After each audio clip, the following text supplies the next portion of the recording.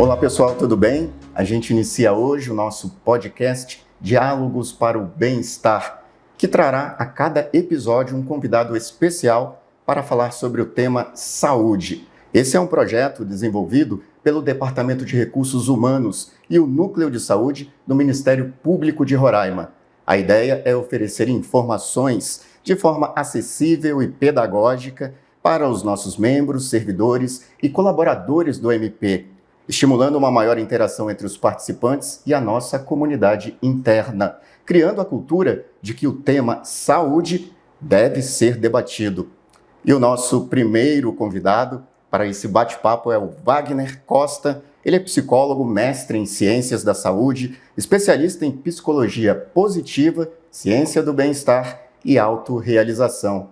Wagner, muito obrigado por ter aceito o nosso convite e falar um pouco sobre esse tema que a gente tem a impressão, e é incontestável isso, que é mais falado hoje em dia pela sociedade, mas quando as pessoas adoecem, elas ficam perdidas, as famílias ficam meio que atônitas, sem saber o que fazer. É uma realidade nossa, brasileira, ou mundial? É uma realidade mundial. As pessoas percebem hoje que falar sobre saúde mental é fundamental. Então, nós temos países que já criaram departamentos só para falar de saúde mental. Inglaterra já tem secretarias especializadas para tratar a questão do suicídio. Então, são temas que cada vez mais eles estão presentes. Nós percebemos de uma forma geral a desesperança das pessoas, mas ainda é tema tabu. Pouca gente fala sobre isso e muita gente tem medo de falar sobre isso. Sabe por quê? Porque esse tema ele tem alguma conexão com suicídio e alguma conexão com morte. Quando se fala em morte, ninguém quer falar sobre isso. As pessoas fogem desse tema achando que se colocar ele embaixo do tapete vai estar resolvido. Fala para mim um pouco sobre a campanha Janeiro Branco. Em que se consiste essa campanha? Ela está muito incipiente, pelo visto já tem quase 10 anos, mas ainda muito incipiente, né, Wagner? Veja, a campanha em si, ela está com 10 anos como campanha estruturada. O tema desse ano é um tema muito importante, porque é saúde mental enquanto há tempo. O que fazer? Então, essa é a reflexão. Então, todo ano é escolhido um tema.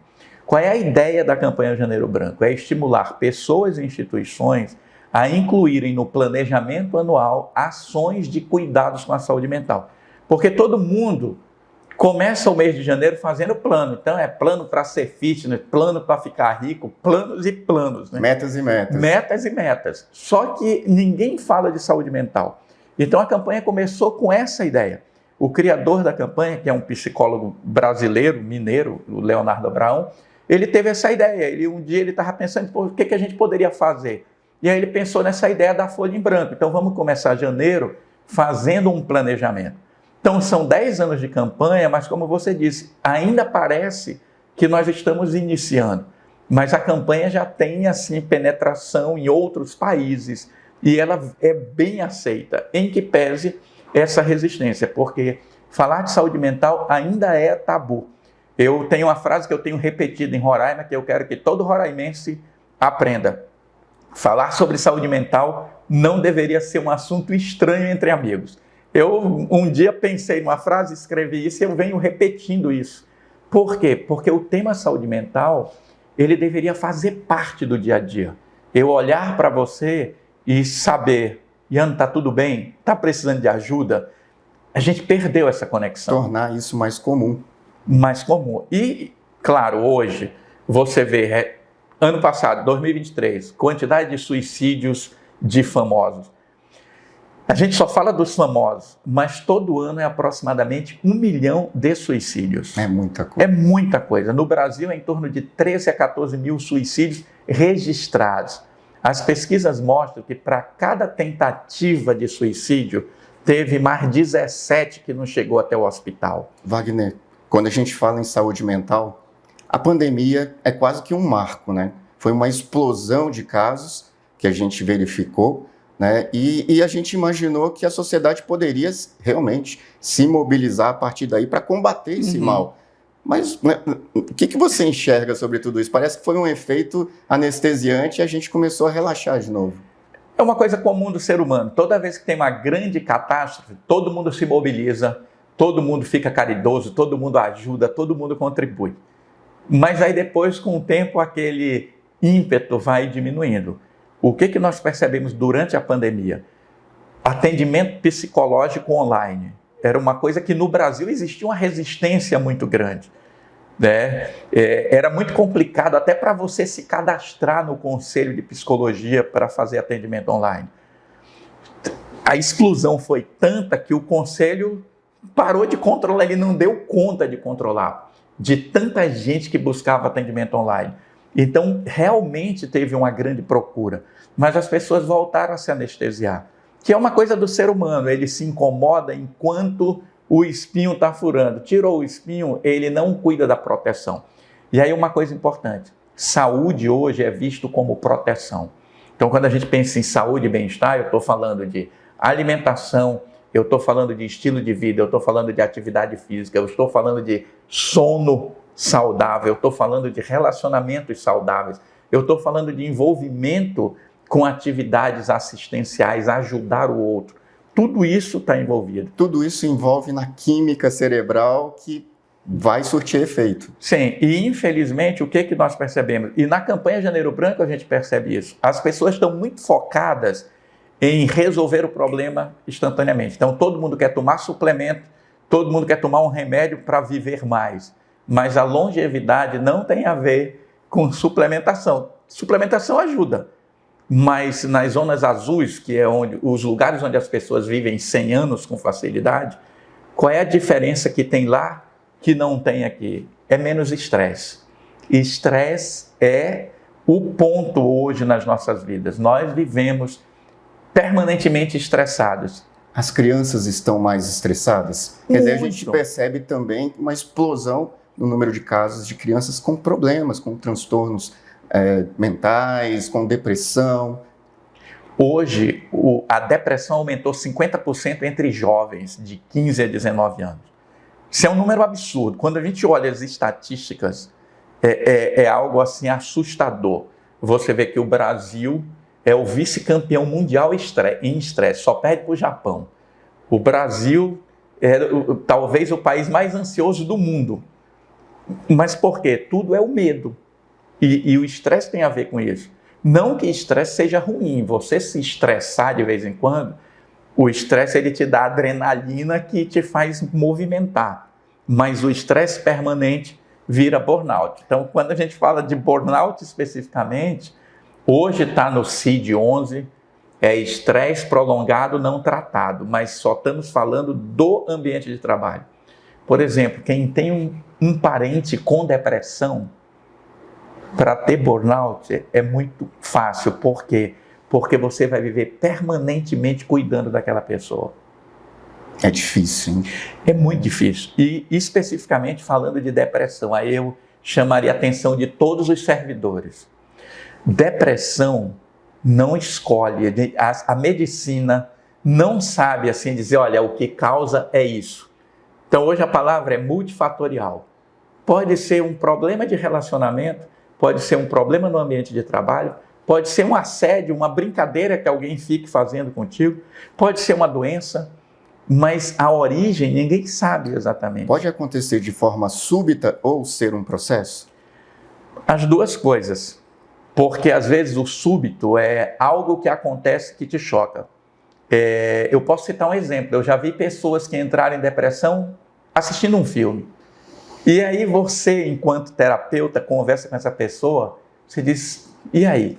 O que foi que despertou? Talvez um trauma que ela viveu há anos atrás, aí ela foi assistir um filme de guerra e viu um bombardeio lá. Quando ela ouviu um determinado barulho específico, pronto, daquele dia ela não conseguiu dormir mais direito. Mexeu naquela reserva da memória, do cérebro e desencadeou o processo, foi o gatilho. Às vezes as pessoas têm um sonho, ela dormiu e sonhou, pronto, no outro dia a vida dela se desequilibrou.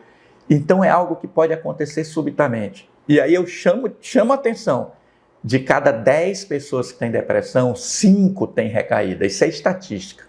E desses 5 que têm recaída, 4 vão viver com a depressão o resto da vida.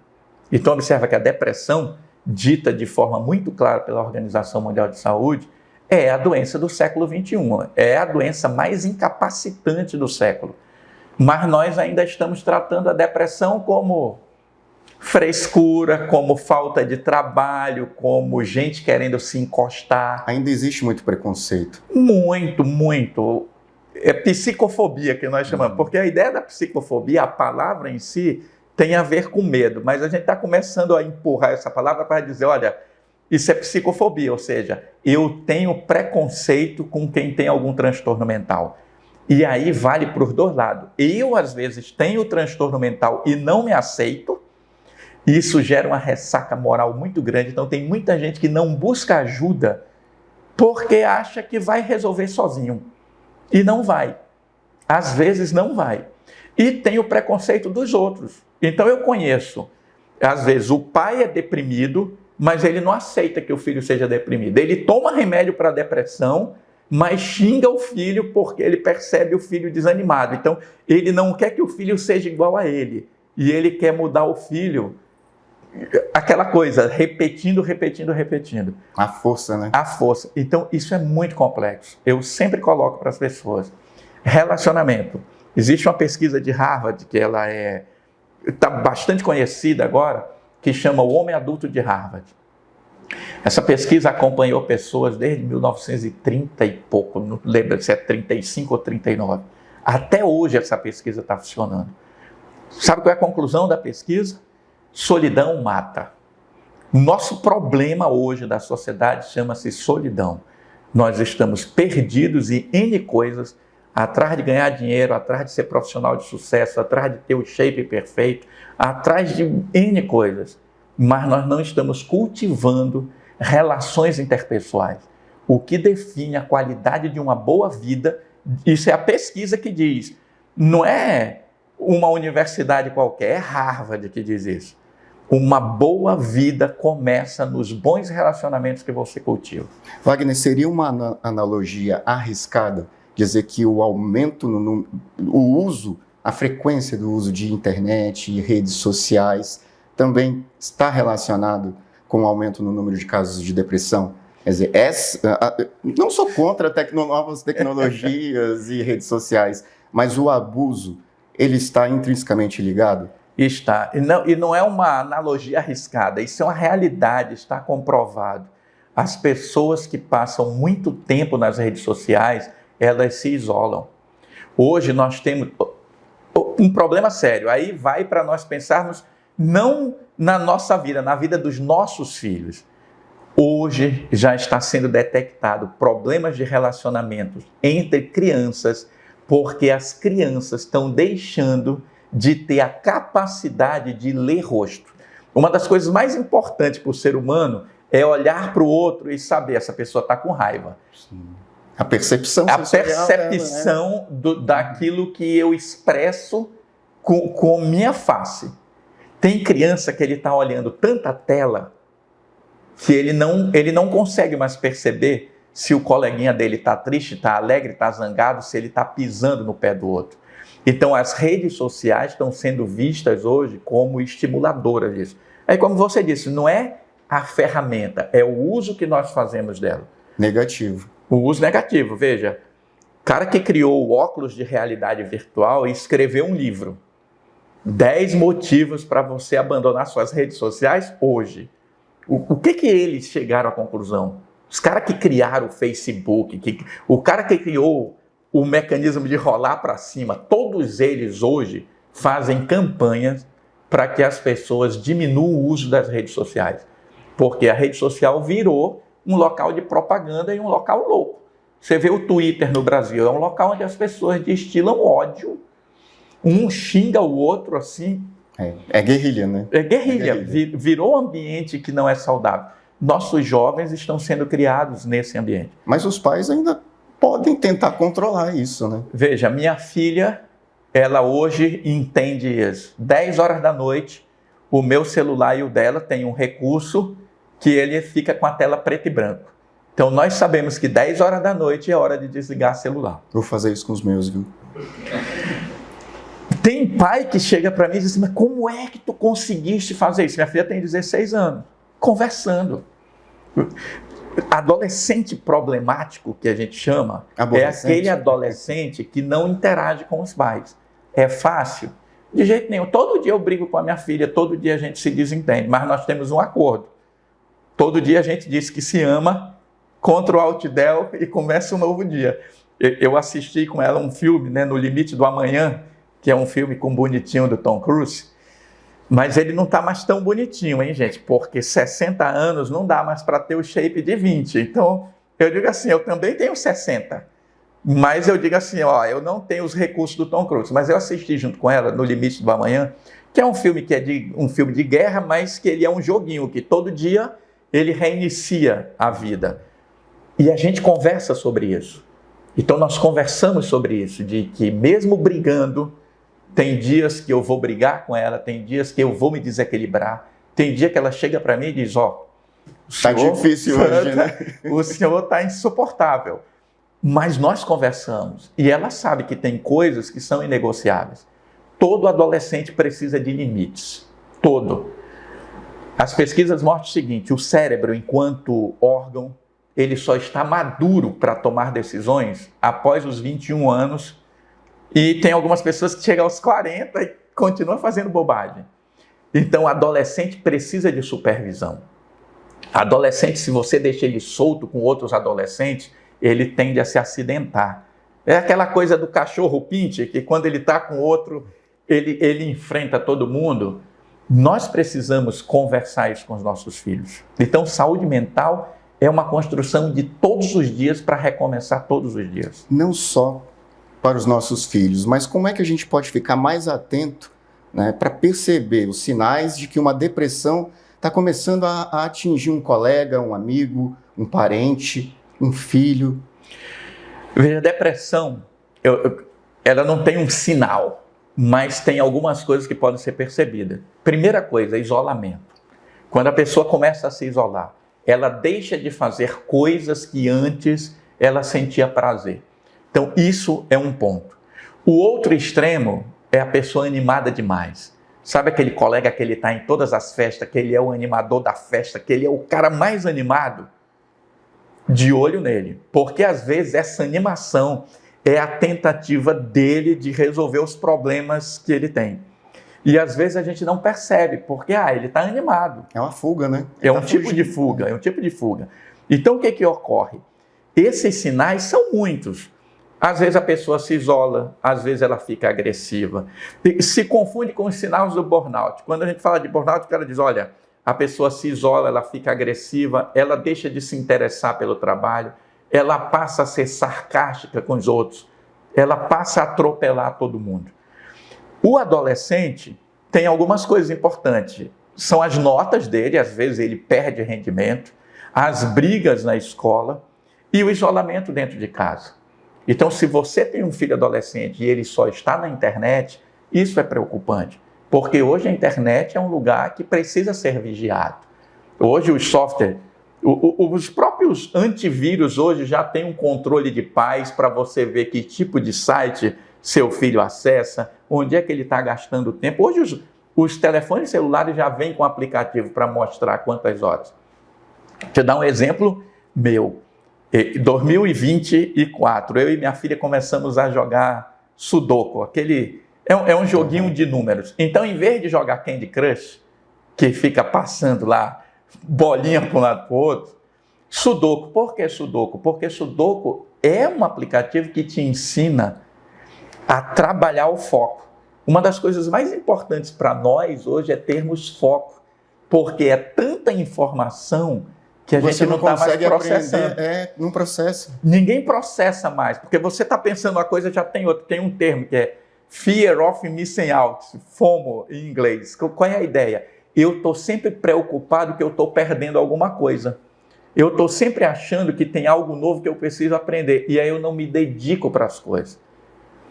No Japão, né, em Okinawa, vou lembrar aqui de Okinawa porque era um lugar onde as pessoas viviam 100 anos com facilidade. A população de Okinawa hoje está obesa. Olha o que aconteceu. Reviravolta, né? Reviravolta, porque fast food, hábitos alimentares. E o que era a grande diferença em Okinawa? o que eles chamam de Ikigai, que é você ter um propósito na sua vida. Para que eu existo? Então, eu vou ajudar a manter o Rio Branco limpo. Ou seja, você não precisa ir lá para o Rio Branco para manter ele limpo. É só você não jogar óleo no teu esgoto. É só você não estar jogando plástico na rua. Você pode estabelecer propósito. Quem tem um propósito vive melhor. Então, falando de saúde mental, todos nós precisamos estabelecer metas. Um cérebro que tem metas, ele funciona melhor. Wagner, a gente está chegando ao fim do nosso podcast. Te agradeço. Já está convidado para voltar quando você quiser, né, para a gente colocar essas pílulas terapêuticas aí para o nosso público. Muito obrigado. Queria que você finalizasse, né, colocando para as pessoas como que elas podem participar desse Janeiro Branco. Veja, a principal maneira que você pode participar do Janeiro Branco é estabelecer uma meta de saúde mental para a sua vida. Estabeleça uma meta de saúde mental, escreva essa meta e pregue em algum lugar que você possa ver todo dia. Tem um cientista, pesquisador, que ele diz que um pensamento intenso, prolongado, repetido e consciente muda o padrão de funcionamento do cérebro. Então, eu posso mudar o meu pensamento para que eu me sinta melhor, estabelecendo metas. Atitude, né? É atitude. Atitude, pessoal. O nosso Diálogos para o Bem-Estar volta no próximo episódio com um super convidado especial para falar sobre saúde. Obrigado.